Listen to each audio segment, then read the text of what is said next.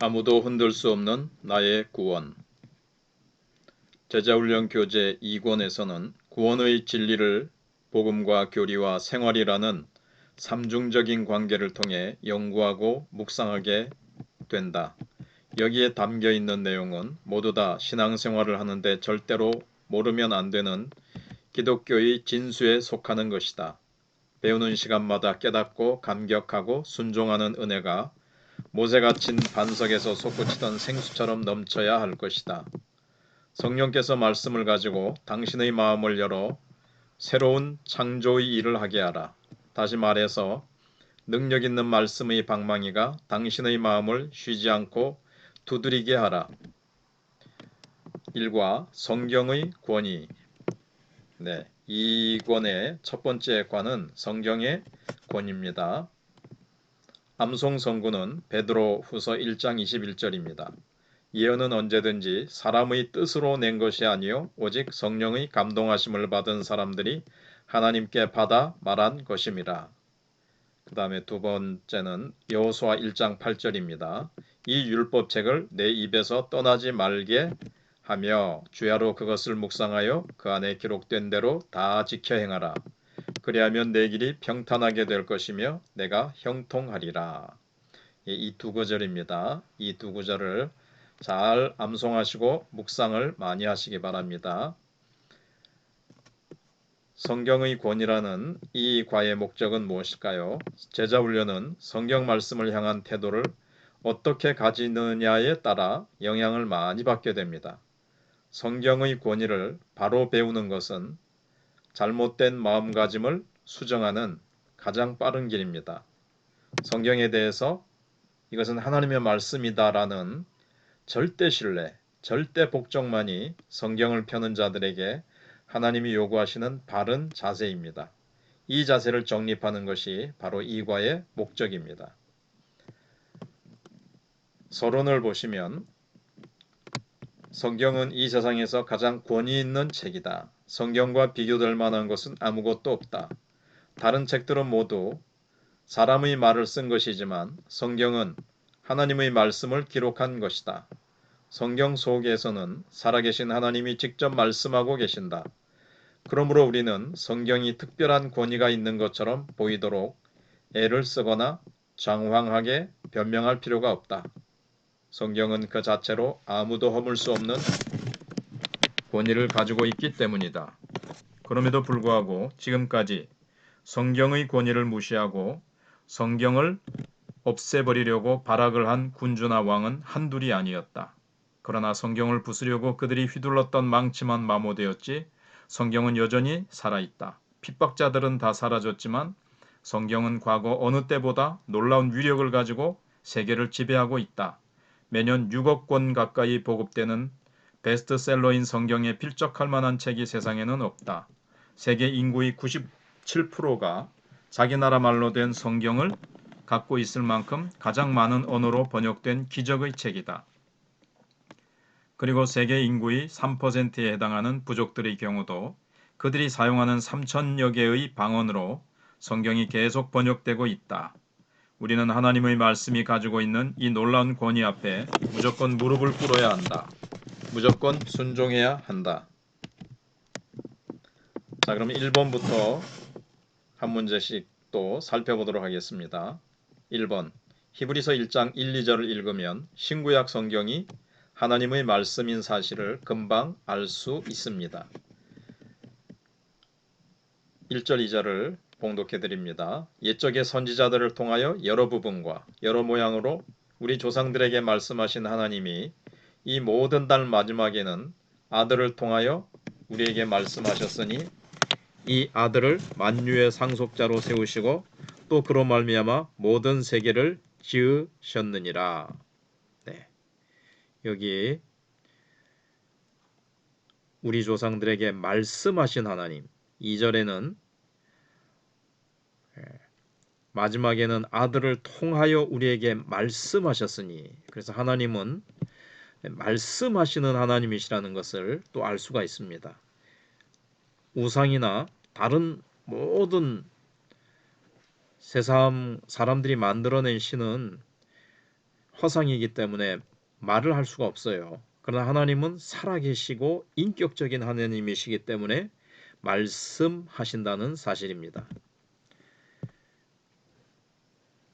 다시 1번에 1번. 옛날 구약시대에는 누가 우리 조상들에게 말씀하셨습니까? 구약시대에는 하나님께서 각 시대마다 선지자들을 통해 다양한 방법으로 이스라엘에게 말씀하셨습니다. 옛적이라는 말씀은 구약시대라는 것을 말하는 거고요. 여러 부분으로 말씀하셨다 하는 것은 시대마다 아담 시대, 아브라함 시대, 다윗 시대 이런 거죠. 여러 모양으로 다양한 방법으로 말씀하셨다는 겁니다. 마지막 날, 즉 신약 시대에는 누가 우리에게 말씀하셨다고 했었죠? 조금 전에 히브리서 1장 2절에 신약 시대에는 하나님의 아들 예수 그리스도를 통해서 말씀하셨습니다. 예수 그리스도를 통해 하신 말씀을 사도들과 제자들로 하여금 기록하게 하셨습니다. 자, 그 다음에 이제 큰 2번입니다. 하나님께서 구약 시대에는 어떤 식으로 말씀하셨는지 그 예를 하나 들어보십시오. 네. 창세기 18장 1절로 15절 말씀입니다. 여호와께서 마므레의 상수리 나무들이 있는 곳에서 아브라함에게 나타나시니라. 날이 뜨거울 때에 그가 장막문에 앉아 있다가 눈을 들어본즉 사람 셋이 맞은편에 서 있는지라. 그가 그들을 보자 곧 장막문에서 달려나가 영접하며 몸을 땅에 굽혀 이르되 내 주여 내가 주께 은혜를 입었사오면 원하건대 종을 떠나 지나가지 마시옵고 물을 조금 가져오게 하사 당신들의 발을 씻으시고 나무 아래에서 쉬소서. 내가 떡을 조금 가져오리니 당신들의 마음을 상쾌하게 하신 후에 지나가소서. 당신들이 종에게 오셨음이니이다. 그들이 이르되 내 말대로 그리하라.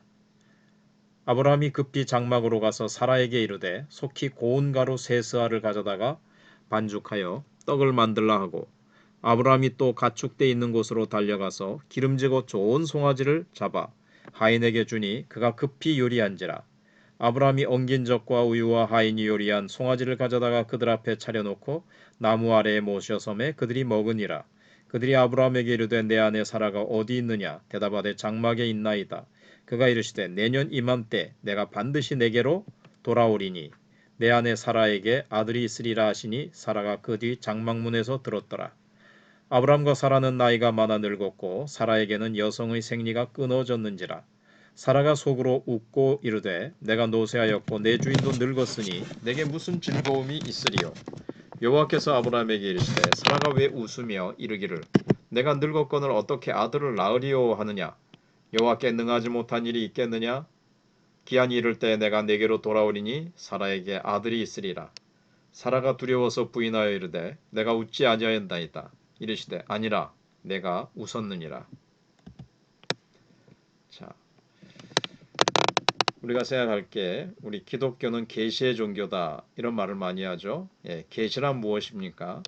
계시란 열어서 보여준다는 뜻입니다. 커튼 뒤에 무대에 뭔가가 있습니다. 근데 뭐가 있는지 커튼이 가려져 있죠. 근데 커튼을 싹 열어서 보여주듯이 하나님 편에서 자기를 나타내시고 말씀하시는 모든 형식과 내용을 계시라고 합니다. 구약시대에는 꿈, 환상, 천사, 현현 나타나 보여주신다는 거죠. 뜻이죠. 음성, 또 불, 구름, 연기 등으로 하나님 자신을 나타내셨습니다. 왜 이렇게 다양한 방법으로 나타나셨습니까? 구약시대에는 계시의 통로가 선지자였고 계시의 대상이 이스라엘이었기 때문입니다. 큰 3번입니다. 신약에는 하나님의 아들 예수 그리스도께서 친히 세상에 오셔서 하신 말씀이 기록되어 있습니다. 선지자들을 보내시던 하나님이 아들을 보내셨다는 것은 최후 통첩이라고 할 수 있다. 더 이상 보낼 자가 없다는 뜻이다. 아들의 말을 듣지 않으면 이제 끝이라는 경고가 담겨 있다고 볼 수 있다. 그러므로 아들의 말은 누구의 말보다 권위가 있는 것이다. 이 점에 대해 예수님 자신은 무엇이라고 하셨는가? 마가복음 12장 6절을 보시면 이제 한 사람이 남았으니 곧 그가 사랑하는 아들이라 최후로 이를 보내며 이르되 내 아들은 존대하리라 하였더니. 네. 앞에 이제 9절을 보시면 종들을 계속 보냈다는 내용이 나옵니다. 종들은 선지자를 말합니다. 선지자를 계속 보냈는데 이 농부들이 다 주인이 보낸 종들을 죽였어요. 그건 구약시대 때 이스라엘 백성들이 하나님이 보내신 선지자들을 죽였다는 것을 말합니다. 하나님의 말씀을 듣기 싫어하는 거죠. 거부하는 거죠. 그리고 주인이신 하나님의 그 주권을 인정하지 않는 아주 악한 태도입니다.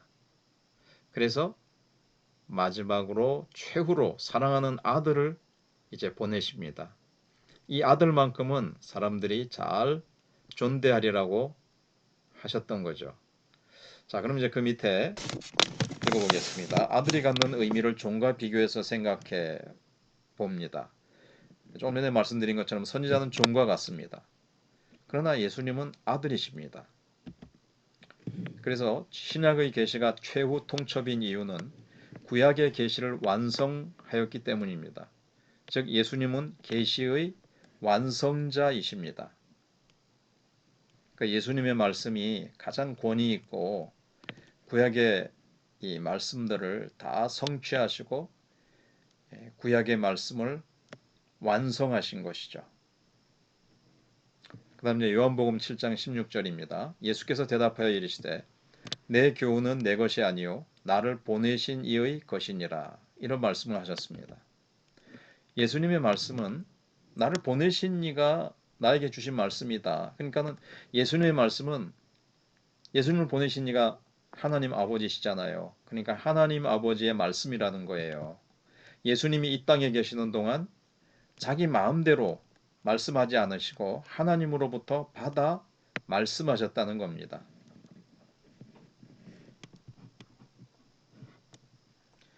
그 다음에 이제 큰 4번입니다. 성경은 하나님의 아들이 오셔서 최종적으로 하신 말씀을 담고 있기 때문에 누가 더 보태거나 뺄 수 없다. 다시 말해서 성경은 더 이상 기록될 것이 없다. 이미 완성되었다. 이 점에 대해 주님은 무엇이라고 하시는가? 정말 중요한 말씀입니다. 여기서 잘못된 관점을 가지면 문제가 크게 생깁니다. 잘 정신을 똑똑히 단디 분명하게 차리시고 보세요. 요한계시록 22장 18절 내가 이 두루마리의 예언의 말씀을 듣는 모든 사람에게 증언하노니 만일 누구든지 이것들 외에 더하면 이 성경 66권 말씀에다가 뭘 추가하면 이 말입니다. 하나님이 이 두루마리에 기록된 이 두루마리가 성경을 말해요. 성경에 기록된 수많은 재앙들이 있죠. 성경에 보면 그 재앙들을 성경에다가 추가하는 사람에게 모든 재앙을 더하신다는 거예요. 그 다음에 19절 만일 누구든지 이 두루마리의 예언의 말씀에서 성경에서 제하여 버리면 이렇게 삭제해 버리면 자기 마음대로 빼버리면 어떻게 된다고요? 하나님이 이 두루마리에 성경에 기록된 생명나무와 및 거룩한 성의 참여함을 제하여 버리시리라. 즉 천국에 못 들어간다는 거예요. 구원받지 못한다는 거예요. 그러니까 성경에 대한 신앙 고백, 성경에 대한 신앙에 따라서 구원받기도 하고 구원받지 못하기도 한다는 겁니다. 성경을 자기 마음대로 자르고 뭐 더하고 자기 마음대로 떡 주무르듯이 하는 사람은 성경을 위에 있는 거죠. 성경을 함부로 대하는 이렇게 성경을 무시하는 사람은 결국 구원받지 못한다라는 겁니다. 성경 말씀을 그대로 이게 완성된 하나님의 말씀이다. 더할 것도 없고 뺄 것도 없는 완성된 하나님의 말씀을 우리에게 주셨다라고 딱 받아들여야 그것이 진실한 믿음이고 하나님께서 그 믿음을 구원 얻는 믿음으로 인정해 주십니다. 그렇지 않고 성경을 지 멋대로 지 마음대로 가감하는 자는 구원받지 못하는 믿음이라는 것을 꼭 기억하시기 바랍니다. 자, 그래서 그 밑에 보시면 성경은 완성되었습니다. 그러므로 또 이상의 계시는, 더 이상의 계시는 필요 없습니다. 어떤 한 개인에게 하나님이 말씀하시지 않는다라는 뜻이 아니라 온 인류에게 말씀하시는 계시, 구원을 위한 성경책은 완성되었다는 거예요. 이 성경책에다가 뭘 더하거나 이 성경책에 무엇을 빼면 안 된다는 거예요. 자, 그 이유가 무엇일까요? 예.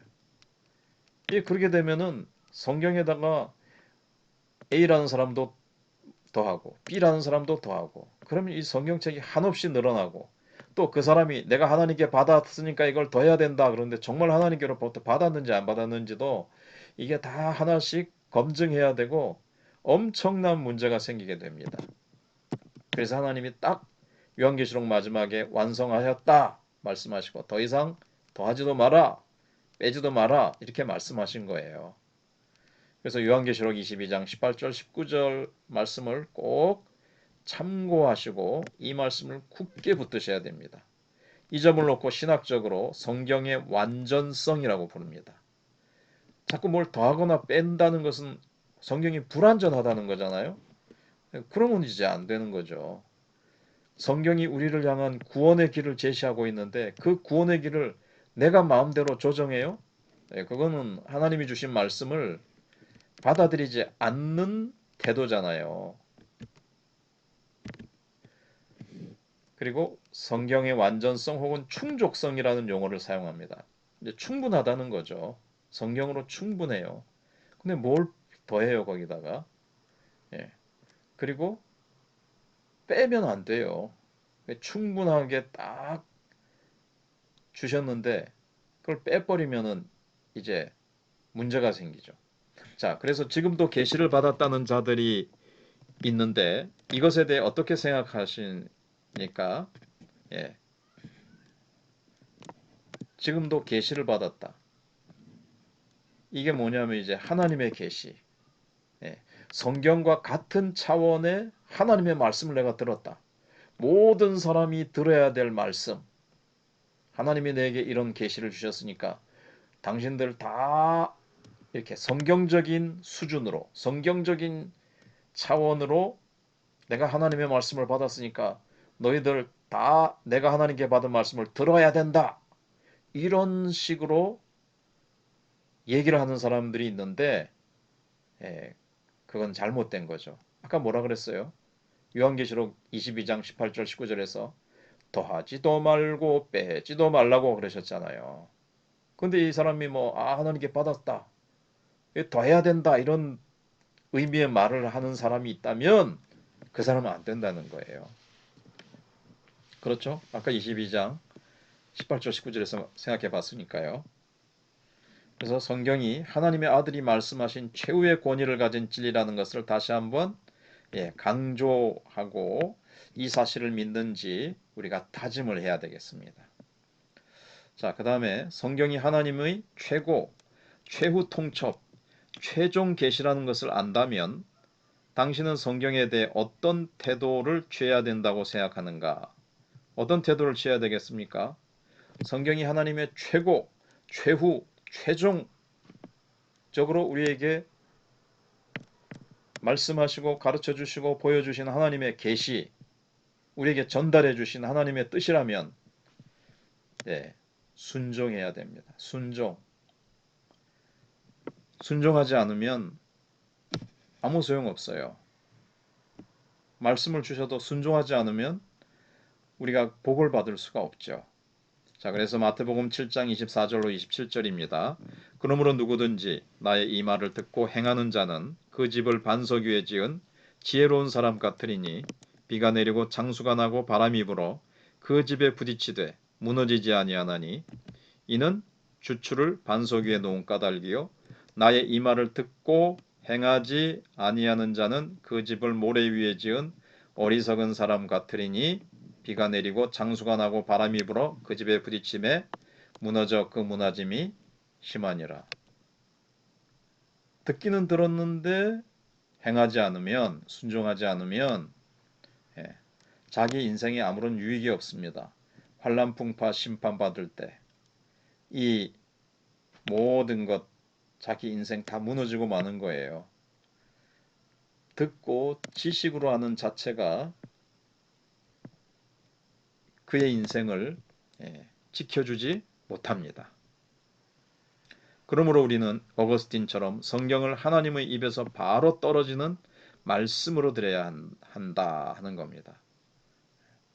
하나님이 나에게 직접 주시는 것처럼, 지금 나에게 직접 공중에서 나에게 말씀을 나에게 들려주시는 것처럼 다른 사람이 기록해서 내가 이렇게 듣기는 하지만, 그러나 그 사람들을 매개체로 해서 통로로 해서 왔지만 하나님이 나에게 주시는 말씀으로 받아야 되고, 그래야 우리는 순종할 수 있는 사람이 되는 것입니다. 자, 이제 5번을 하도록 하겠습니다. 만일 누가 여러분을 찾아와서 성경 외에 자기가 하나님으로부터 직접 받은 계시가 있으니 들어보라고 한다면 어떻게 대답하겠습니까? 성경 외에 자기가 하나님으로부터 받은 계시를 가지고 있는 종교가 대표적으로 이제 몰몬교죠.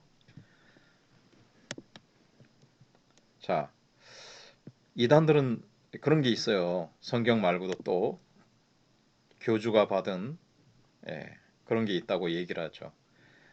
이슬람의 코란경 같은 것도 모세오경 말고 또 코란경을 이렇게 마호메트가 천사가 마호메트에게 전해줬다고 하거든요. 그와 비슷하게 여러분을 찾아와서 성경 외에 자기가 하나님께로부터 받은 계시가 있다고 말하는 사람이 있어요. 저한테도 전에 한번 어떤 청년이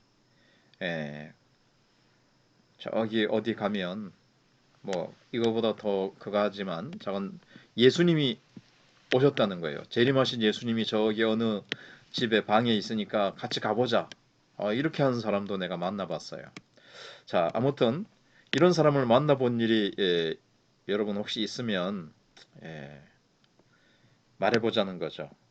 자, 그럼 우리가 여기서 이단의 특징을 몇 가지로 한번 정리해 보겠습니다. 이단의 특징은 첫째로 이렇게 성경을 가감합니다. 조금 전에 말씀드린 대로 이슬람, 뭐 그거는 뭐 어떻게 보면 타종교죠. 어, 그러면 몰몬교, 아무튼 이런 이제 이단들은 성경을 가감합니다.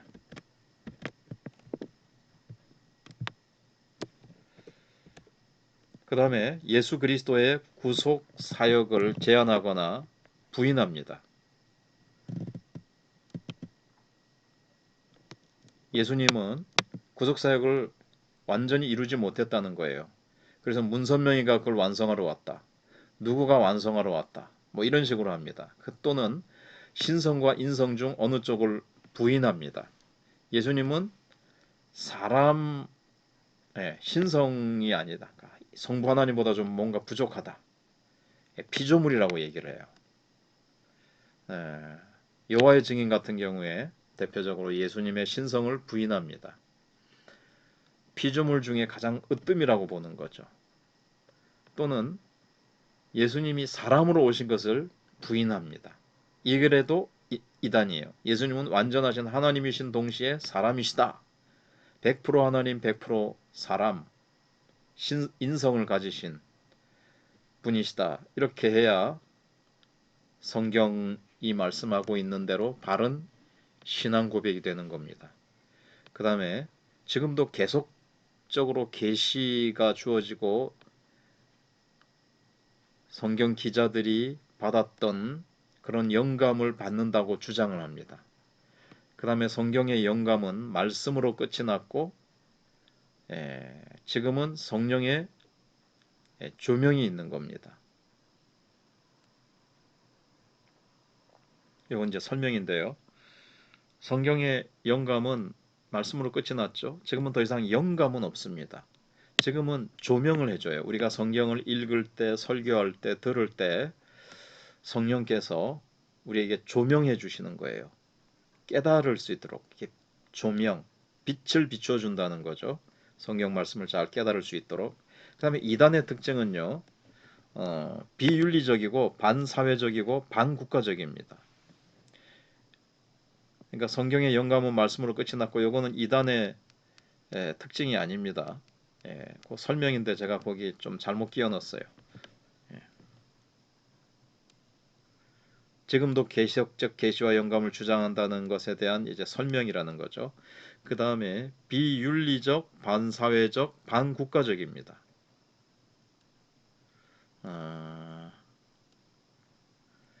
그래서 일부 다처제를 주장하죠. 몰몬교와 이슬람은. 그러니까 반윤리적이죠. 그리고 반사회적이고요. 반국가적입니다. 군복무 같은 것들을 반대하고 헌혈 같은 것을 반대한다거나 그 외에도 아주 그 가정을 파괴하고 그 사회에 적응하지 못하도록 반사회적인 그런 부분이 있다는 것을 조심하셔야 되고요. 이단에 한번 걸려들면 완전히 패가 망신합니다. 재산도 다 잃고 자기가 지금까지 쌓아 올렸던 모든 것을 잃어버린다고 해도 과언이 아니에요. 그 다음에 말세적인 징조로 성도를 유혹합니다. 지금 저한테나 여러 목사님 성도님들의 가정에 막 이상한 편지, 책 같은 걸 보내는데요. 지금 이제 말세다. 이렇게 하면서 성도를 유혹합니다. 재산 다 팔아가지고 나한테 와라. 이렇게 해가지고 재산을 다 삼켜버리는 그런 사람들이 있으니까 조심하셔야 됩니다. 6번 6번까지 하고 이걸 일부러 하고 그 다음에 내일 아침에 나머지를 올려야 될 것 같아요. 내일 아침에 안 되더라도 적어도 내일 올리도록 하겠습니다. 6번 성경이 하나님의 말씀이기 때문에 하나님께서는 이것을 기록한 저자들을 독특한 방법으로 다루셨다. 조금이라도 거짓되거나 잘못된 말을 쓰지 못하도록 하기 위해서였다. 하나님이 다루신 독특한 방법은 무엇인가? 베드로후서 1장 21절 말씀에 있습니다. 예언은 언제든지 사람의 뜻으로 낸 것이 아니요 오직 성령의 감동하심을 받은 사람들이 하나님께 받아 말한 것임이라. 이렇게 되어 있습니다. 사람이 자기 생각, 뜻, 철학을 기록한 게 성경이 아닙니다. 성령의 감동하심을 받은 사람들이 하나님께 받아 말한 것입니다. 나중에 감동에 대한 것을 무슨 뜻인지 더 구체적으로 그렇게 설명을 드리겠습니다. 하나님이 숨을 내시다 이런 뜻인데요. 나중에 또 보충해서 말씀드리도록 하겠습니다. 성령의 감동을 입었다는 말의 의미는 무엇인가? 성경을 기록하도록 부름받은 인간 저자들이 성령의 인도와 간섭을 전적으로 받은 특별한 상태를 말합니다. 하나님이 전적으로 그를 사로잡으셔서 잘못 기록하지 않도록 오염되지 않도록 하나님의 말씀이 거기에 인간의 생각이나 잘못된 것으로 거기에 오염되지 않도록 하나님이 전적으로 특별한 상태로 간섭하신 상태, 그래서 상태에서 기록되도록 한 것을 성령의 감동을 입었다라고 얘기합니다. 예레미야 1장 9절에 거기 보시면 여호와께서 그의 손을 내밀어 내 입에 대시며 여호와께서 내게 이르시되 보라 내가 내 말을 내 입에 두었노라 했습니다. 하나님의 말씀을 예레미야 너의 입에 두었다. 하나님이 말씀을 주셨다는 거죠. 예레미야 자신의 개인적인 생각이나 뭐 경험 이런 걸 적은 게 아닙니다. 그가 경험한 것이 물론 있지만 하나님이 그의 경험한 것 가운데 꼭 우리에게 전달하고 성경에 기록해야 될 내용만 딱 기록하게 된 거예요. 경험한 것을 기록할 때 막 엉터리로 잘못된 기억으로 적지 않도록 하나님이 간섭하신 것을 말합니다. 자, 사도행전 4장 25절에 또 주의 종 우리 조상 다윗의 입을 통하여 성령으로 말씀하시기를, 하나님께서 다윗의, 그러니까 성령님께서 다윗의 입을 통해서 말씀하신 거죠. 이게 바로 이제 성령님께서 다윗의 입에, 아까 숨을 내시다 그랬는데 우리가 이제 말을 할 때 숨을 내시잖아요. 그러니까 다윗의 입을 통해서 하나님이 말씀하셨다, 이런 뜻이에요. 어찌하여 열방이 분노하며 족속들이 허사를 경허하였는고, 이렇게 됐습니다. 성령께서 다윗의 입을 통해서 말씀하신 거예요. 그래서 다윗 자기 생각, 자기 하고 싶은 말들이 아니라 성령께서 다윗의 입을 사용하셔서 하나님이 하시고자 하시는 말씀을 말씀하셨다, 스피크 하셨다 하는 겁니다. 이어지는 내용이기 때문에 불가불 7번도 해야 되겠습니다. 7번, 저자들이 성령의 감동을 입었다는 것은 그들이 성령의 지혜와 성령의 능력과 성령의 인도하심에 사로잡혀 있었다는 말입니다. 성령은 그들이 하나님의 음성을 듣게 하셨습니다. 보고 들은 것을 하나님이 기억나게 하셨어요. 아주 오래된 몇 년 전의 것이라서 우리가 희미할 수 있는데 하나님은 명료하게 뚜렷하게 기억나게 하시고, 어떤 사실에 대해서 하나님이 말씀하시고자 하시는 그 뜻을 깨닫게 하세요. 그리고 그 내용을 기록할 수 있는 적절한 말을 사용하게 하셨습니다. 이를 위해 성령은 그들의 환경, 경험, 그의 성격, 그의 교육받은 정도, 그 수준, 이런 것들을 모두 사용하시는 거예요. 모든 조건을 최대한 활용하셨습니다. 그러면서 동시에 조금도 거짓되거나 틀린 말이 들어가지 않도록 간섭하셨습니다. 성경을 기록하는 저자가 그 어떤 마태나 마가나 예레미야나 다윗이 경험, 성격, 그래서 이제 다윗이 쓴 말씀, 바울이 쓴 성경, 베드로가 쓴 성경, 마태가 쓴 성경, 그거 보면 문체가 달라요. 그 사람의 성격이나 그 사람의 어떤 그 스타일, 이런 게 이제 거기에 다 하나님이 그걸 다 사용하세요. 모든 사람들을 이렇게 로봇처럼, 기계처럼 내가 불러주는 거 그대로 써.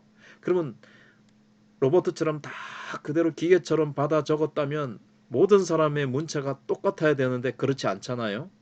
그러니까 하나님은 그의 성격, 교육, 수준, 경험, 환경, 이런 거 다 사용하셨다는 거예요.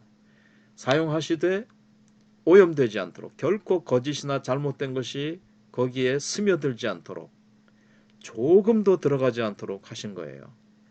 잘못된 것이나 거짓이 들어가 버리면 우리가 그 성경 가운데서 어떤 게 진짜고 어떤 게 진짜고 가짜인지 어떻게 분별하겠어요?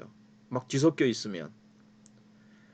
그러면 우리가 구원의 길을 찾을 수가 없게 돼요. 우리는 구원받을 수가 없게 돼요. 그래서 하나님께서 간섭하셔서 잘못된 게 들어가지 않도록 해야 우리가 그 진리의 말씀을 우리가 듣고 읽고 붙잡고 우리가 진리로 갈 수가 있고 구원받을 수가 있고 천국에 갈 수가 있고 우리가 하나님의 말씀을 따라서 복을 받을 수가 있게 되는 겁니다.